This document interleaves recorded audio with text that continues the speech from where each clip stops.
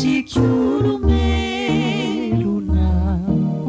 no tsy fampiatra sy tsy famelona naona ny fiainana no tsy aravona de tsisy antefitra tsisy avona ny vai sy ny azo miarahana mantatra malemy sy mafy kanefa iara-iakatra ny vai sy ny azo miarahana mantatra malemy sy mafy kanefa iara-miakatra naon'ireo nakary ny fanambinana no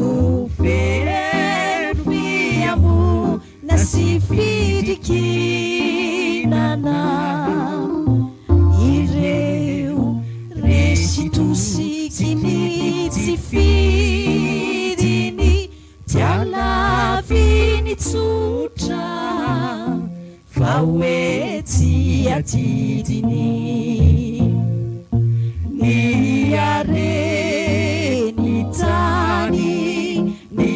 fahasambarana dia azo antoka ivarana ny tanjaka makely de tsy mba vovoka fa vovoka ny nofo ka mbola ody vovoka ny fo izay mitempo de mbola iato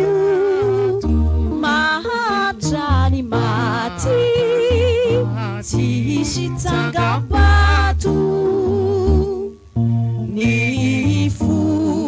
izay mitempo de mbola iato mahatra ny maty tsisy tsangam-bato